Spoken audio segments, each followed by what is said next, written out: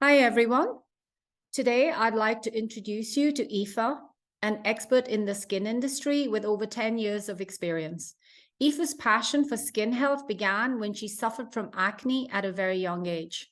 This experience made her realize the link between diet and skin issues and how it can affect energy levels and overall zest for life. With this realization, Aoife pursued further qualification in naturopathic nutrition. She believes in taking a root cause approach rather than just providing a band aid solution to her clients. Her passion lies in helping people lead their best life possible by feeling amazing inside out. Aoife's expertise in the skin industry, coupled with her knowledge of nutrition, allows her to take a holistic approach to skin health. She understands that taking care of your skin is not just about using the right products or getting regular treatments, but it's also about nourishing your body with the right nutrients and making lifestyle changes to support healthy skin. Today, she's talking to us about all things vitamin D, its importance for our well being. She's also going to show us the Zinzino vitamin D test. Thank you for taking the time. So, Aoife, over to you. Thanks so much, Shivi. That's such a nice intro. I am going to share my screen. Okay, grand. This is more for me, guys, that I'm just going to be just to keep me focused. So yeah, I'm going to get into it. So we're going to look like functions of vitamin D, reason for vitamin D, and I just basically what I want to do is just arm you with as much information as I can that, kind of propels you forward in wanting to do more vitamin D testing in clinic, and even look at introducing the Xenoshine supplement where needed as well. So vitamin D, it acts more like a hormone than a vitamin in the body. We need it for calcium absorption, so bone health, but we also need it for teeth and muscle health. And we need it for the function of our immune system. See, what vitamin D is, it's an immunomodulator. So if the immune system is overactive, it helps to bring it into balance. And if it's underactive, vitamin D also helps to bring it into balance. And we also need vitamin D for our heart, our lungs, and our brain.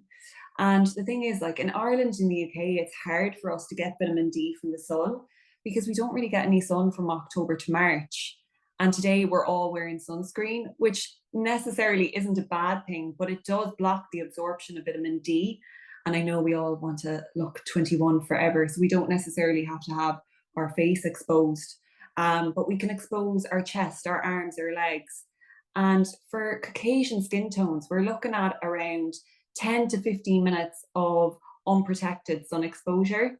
And you don't necessarily have to be lying under the sun, you can be out for a walk. And then we need to look like African Caribbean skin tones, which have more melanin, so more pigment. It takes longer to make vitamin D from the sun. So you can be looking at anywhere of 30 to 45 minutes of unprotected sun exposure. And our skin naturally produces vitamin D when we're exposed to a pinking dose of sunlight. So what I mean by this is, right, it's that nice kind of like little bit of a blush you see to the skin. And that's when we know we've had enough vitamin D. It's not that we actually see like that redness or sunburn. It's just like a slight blush, as if someone was like blushing when they're embarrassed. That's all, a slight blush to the skin. And the vitamin D that we produce through our skin, through the sun, like that is the gold standard of this nutrient. I want to go in and I want to look and kind of go through the reasons of low vitamin D levels. So, like we said, lower lack of sun exposure, overuse of sunscreens, but I also want to hone in on like reduced dietary absorption. So things like celiac disease, Crohn's disease, gallbladder removal. These are all things to bear in mind, and low magnesium as well, because magnesium is a cofactor needed for the conversion of vitamin D in the body. And I'll talk about that a little bit later. And then we need to look as well. So someone who has a high alcohol intake, that does reduce the conversion of vitamin D to its active form as well. So I'm just going to scroll down for you here. So how your body makes vitamin D from the sun and diet. So vitamin D from the skin when exposed to UVB rays, and vitamin D from the diet, they undergo two different steps, right? So the first step happens in the liver when it's converted to 25 hydroxy vitamin D3. But that's not the active form, it's the storage form. And then it circulates throughout the body, or it's stored in adipose tissue, also known as fat tissue. And that's what we mean when we call vitamin D a fat soluble vitamin. It's not something you pee out in excess like B vitamins. This is why we need to be conscious of not over consuming vitamin D as a supplement, because the difference is when we make it from the sun, our body takes what it needs and it discards the rest. So, in order for us to use vitamin D, it needs to be converted into its bioactive form. And that conversion happens primarily in the kidneys. So, the reason I really want to hone in on this for you, so the reason that I'm giving you all of this information, it's to drive home that all of these reactions I just discussed require magnesium. So magnesium deficiency, which is very common unfortunately, can make a very big difference in vitamin D status, because magnesium is a cofactor for up to 800 reactions in the body. And we need magnesium for a lot of things. And it can be hard to get plenty of magnesium in the diet because magnesium comes from our soils, and our soils are extremely depleted.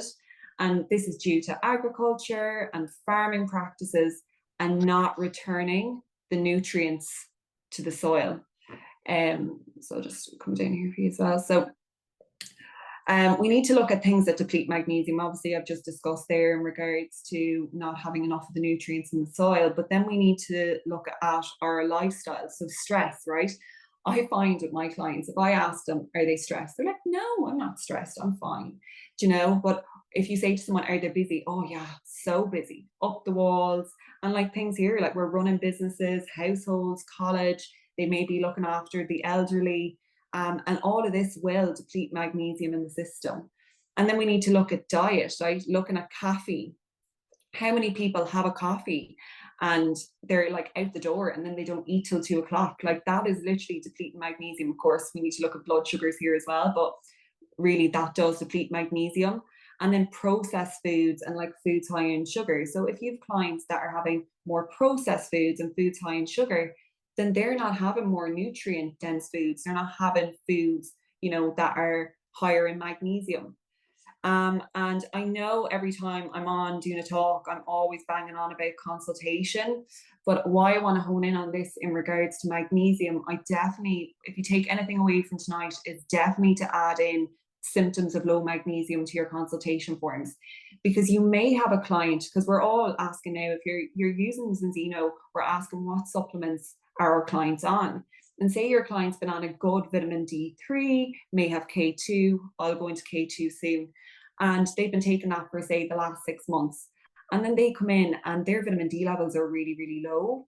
Like we have to ask why. And majority of the time it's down to low magnesium, because like I said, we need it for the conversion of vitamin D. It's super, super important. So I want to touch on some symptoms of low magnesium. So things like muscle cramps, because our muscles need magnesium in order to relax. Muscle twitching, things like irritability, anxiety, sensitivity to loud noises, insomnia, constipation, headaches, menstrual cramps, and like magnesium for menstrual cramps. Like I think knowledge is power, even kind of say for our younger generation, magnesium is super, super important there. A lot of people can be, when they have headaches, when they have constipation, they're reaching for medication, and it can be a symptom of low magnesium. So yeah, definitely what I would say is look at adding those symptoms into your consultation forms. And then I want to look at what magnesium rich foods can we introduce into our diet. So we're looking at things like leafy greens, like spinach, raw nuts and seeds. So things like almonds, cashews, pumpkin seeds. And then we can look at our legumes, so like chickpeas, lentils, but also black beans. Like black beans are one of the highest in magnesium regards legumes, avocados, and cacao. And I absolutely love cacao. It's such an easy one for your clients to add in. They could have a hot cacao instead of, like a coffee, starting to reduce that caffeine and things there. They can add it to smoothie, so it's just getting those foods, looking at, has your client got some of those foods in the diet, and have they got some of them symptoms going on? If they're low on those kind of magnesium rich foods, and then they have the cropped up of those symptoms, but they've been taking vitamin D, you can see the link there too. And then I want to go into what kind of foods can we eat to facilitate the vitamin D process. I just want you to bear in mind that they contain small amounts, right? So they're not going to be enough to change the vitamin D blood levels alone, but they're a really, really good addition. So we're looking at things like fatty fish, so salmon, sardines, mackerel, raw full fat dairy, egg yolks, beef liver, cod liver oil. So these are all foods that we can, introduce into the diet to facilitate the vitamin D process. And I know I mentioned earlier about UVB rays, and we know when we've had, been exposed to sun, we've all experienced being overexposed to sun. But when I'm saying making the vitamin D, that pinking dose is really important. But what I want to hone in here about UVA rays, they do not provide the same warning as UVB rays do. UVA rays, they penetrate deeper into the skin. They can they can create oxidative damage, and that is associated with malignant melanoma. So while UVB rays are filtered through glass, UVA rays are not. So you have no way of knowing how much you've been exposed to. So many people, so many people who spend most of the time behind glass. This is why it's so important to get to know your client. Look, what is their occupation? Are they always sitting in front of the glass? Like, where is their desk situated? Everything, because they have the highest risk of malignant melanoma. And I don't know if some of you know this or not, but I used to fly for Emirates, and so I'd know a lot of flight deck. And for them, obviously, they spend so much time in the sky and so much time, they're just exposed. And I will say malignant melanoma is very, very real. I've even seen it in cabin crew as well. So essentially, what we want to do is find the balance of getting enough sun exposure to produce vitamin D while not overexposing our skin and putting it at risk of skin cancer. And once we reach that threshold, it's that conscious exposure, because it's our responsibility to seek out a physical barrier, right? So shade, clothing, hat, like a sun-brimmed hat, and mineral-based sunscreen. And to be honest, with all my clients, I'd recommend, all three of those really. And then I want to look at what diseases can we see with vitamin D deficiency. I actually know a lecturer who is an osteopath, and he still sees a lot of clients or a lot of kids coming in with rickets, right? So that's inadequate mineralization of bone, so softening of bone. And it's seen especially in the spine and the pelvis and the legs. And I'm here behind the screen, literally showing up my hands, but the bowing of legs, that's kind of a real indication as well of rickets. And then in adults, we see it as bone pain. And again, it's that inadequate mineralization of bone. And then what conditions can be exacerbated by low vitamin D? So osteoporosis, we know, is low mineral bone density. And vitamin D deficiency can play a role here. We often see low magnesium here as well. And then K2. So vitamin D3 draws calcium into the blood, and it's K2 that literally pulls it into the bones, right? So K2 tells calcium essentially where to go. So to go into the bones instead of the soft tissue, where it can cause issues there as well. And then how to take a vitamin D supplement, right? So vitamin D is a fat-soluble vitamin, as I said earlier. It needs fat in order to be absorbed. So ensuring that you're taking vitamin D with a meal that contains good fats to increase vitamin D status is super, super important. So, say if your clients, right, they're running out the door, it's not that I condone this, but they're having a slice of toast and, you know, at least they're having some real butter with it if they are taking their supplements. This is, we're probably already doing this with omega-3 anyway, so we have to do the same with vitamin D. Avocado with eggs on toast, Greek yogurt in your overnight oats, just once they're getting in good fats to ensure that optimal absorption. And like we were discussing before we started, like I'm never going to tell someone to supplement with vitamin D unless I have seen their levels. This is essentially a hormone you're putting in your body. So you want to make sure that you or your clients are low or in the suboptimal range before you start supplementing with it. And then how to further support vitamin D absorption. So I mentioned earlier about, you know, say vitamin D and malabsorption in regards to, say, the gallbladder being removed. And obviously when we've had our gallbladder removed, then bile production, that moves to the liver, which is then drip fed into the small intestine. But supporting liver can be really helpful as well. So like for phase 1 and phase 2 of liver detoxification, guys, we're like literally looking at all of our micronutrients. And with so many of my clients, I see, oh, Aoife, you know, I'm getting in enough protein, I'm getting in enough fat. And I'm like, okay, great. Where are your micronutrients? Because they're the building blocks that literally keep us alive, you know? So the micronutrients are super important. You know, your vitamin A, D, E, K, selenium, zinc, we need them all. And then sulfur is really important as well for the detox pathways in the liver and then clearing out excess estrogen, as we know with like PMS. But what sulfur-rich foods we can look at are egg yolks, cruciferous vegetables, right? So like your broccoli, your cauliflower, Brussels sprouts, kale, cabbage. Other things are like your onions, garlic, shallots, leeks.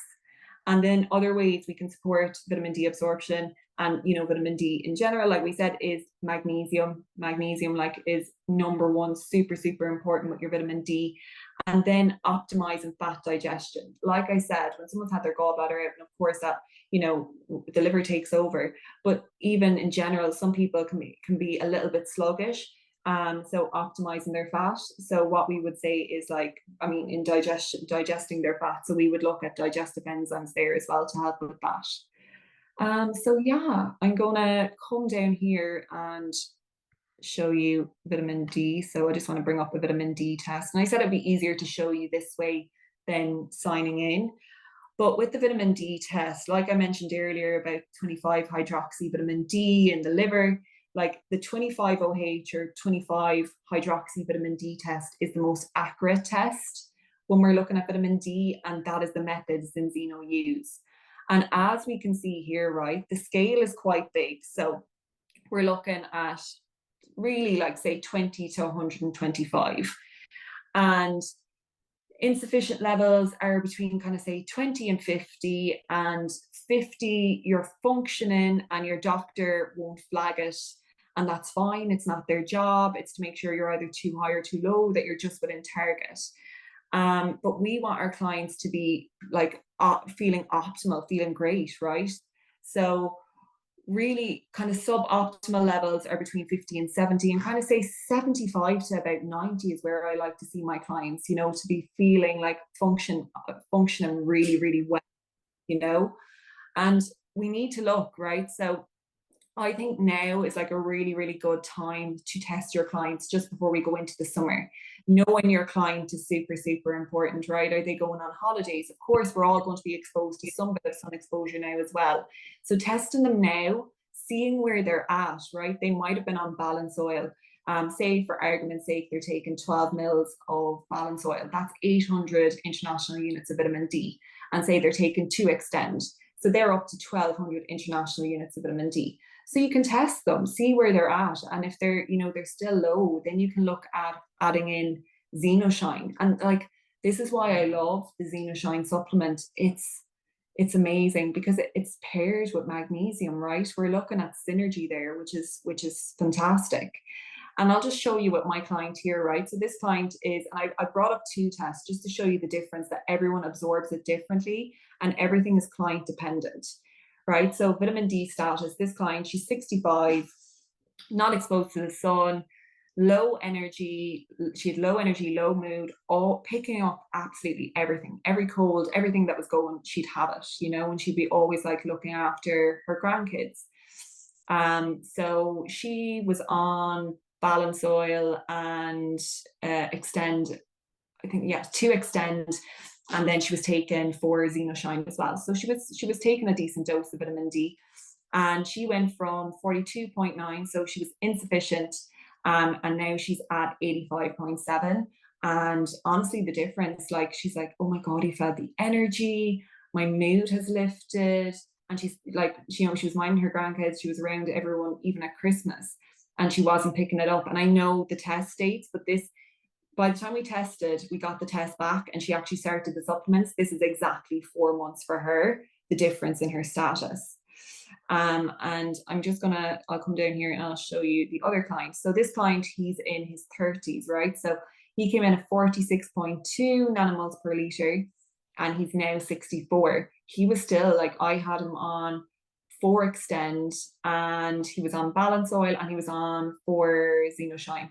And he, in 4 months, that's where he went from 46.2 to 64. Like, there's a big difference there, you know, between those two clients.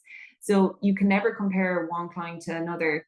But I guess I wanted to arm you with, you know, as much information as possible. Like, you can go on to zinzino.com and look at the vitamin D test and go in and read a bit more, because each result that comes back, say someone comes back, like this client, say they come back about 64. So they're in the green zone, but we do want to get them up a little bit higher in regards to immune function, right? So I'd be happy, you know, that client came back and they were in around 85 or 90, you know, and then we just want to maintain those blood levels and take in their Balance Oil and, you know, Extend, and they might only need 1 Xenoshine and they're maintaining those blood levels. But like I said, every client is different, and you just need to just get to know your client.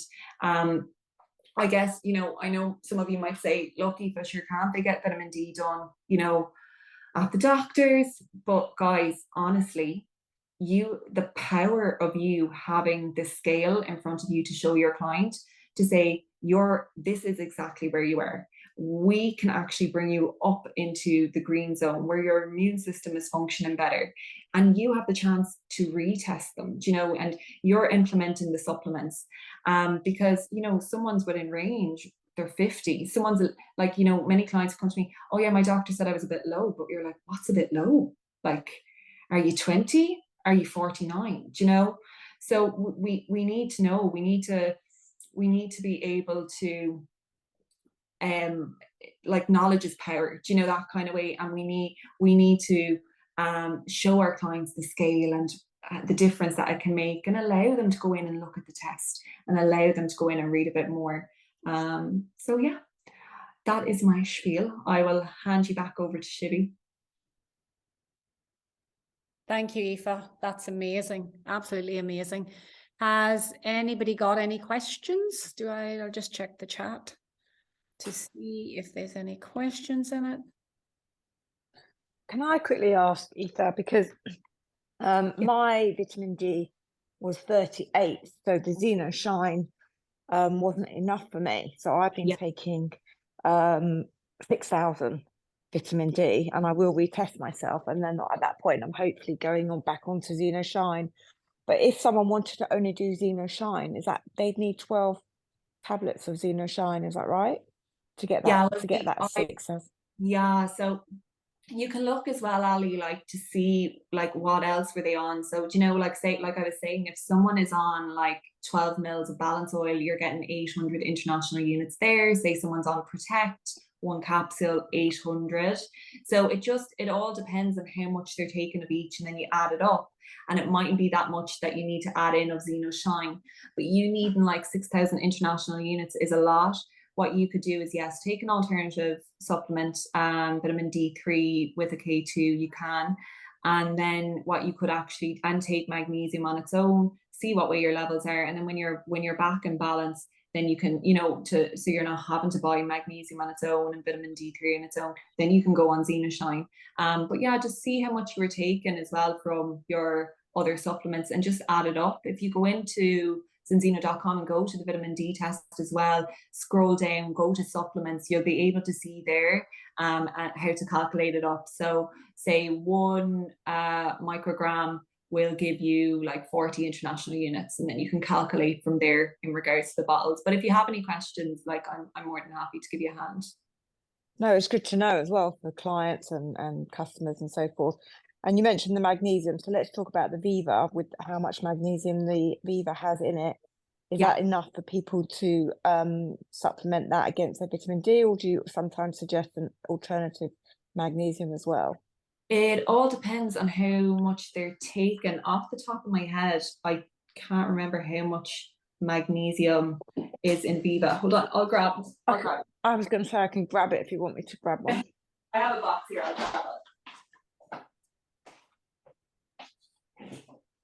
Oh yeah, so 20, so 2. How much Viva do you take? I take it depending on how I'm feeling. 2 every morning, and generally 2 before I go to bed, so probably about 4 a day. Okay. Yeah, so you're getting 112. It wouldn't be enough on its own. But like that, if you had, like, say someone was taking like 4 Xenoshine and they were taking that, then absolutely, like that's enough vitamin D, or a bit of magnesium, sorry. Yeah, so it's literally sussing it out and then seeing kind of where you're at, and then seeing if you need to supplement outside of it, and then once you're kind of back in levels, you can kind of look and add your Xenoshine back in. But it depends where everyone's at, you know what I mean? So like I had that client and she was taking about 3,600 between her balance oil and her extend and her Xenoshine, and look at the difference in 4 months, you know. She's at optimal levels now. So everyone's different, you know. But yeah, I hope I answered your question. Yeah, no, that's brilliant. Thank you so much. Thank you. And if someone did want a magnesium, perhaps you could share with us later on what magnesium you would recommend. There's so many different ones out there. Magnesium citrate is a nice one. It is a nice one for constipation and kind of like headaches and things like that. Magnesium glycinate, that's a nice one as well, like say for sleep and things like that. So it all depends, you know what I mean, on each person. I know in Xenoshine there's like 4 different types of magnesium put together. They've like magnesium from seawater, magnesium citrate, malate, and I think like biglycinate as well. Yeah, so there's a mix. That's good. Yeah, excellent. Thank you so much. Thank you. No worries. Aoife, I remember hearing somewhere that somebody said that take your vitamin D supplement in the morning. Otherwise, sometimes it can keep you awake because your body's not expecting to get vitamin D at night. Well, it's a fat soluble. So I prefer like the fat soluble vitamins that you do take earlier in the day as well. Do you know, that kind of way, and just allow your body to access it and allow it to work. Yeah. Okay, so it's best taken during the day.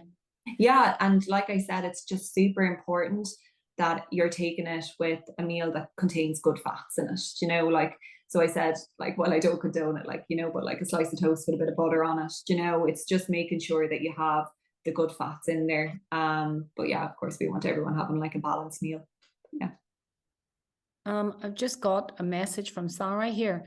I had my methylation process DNA test done recently and was told my body needs vitamin D year round as I don't retain it. Going to test myself and get on this, okay? How do you find out how much vitamin D your body needs when the Xeno test tell you?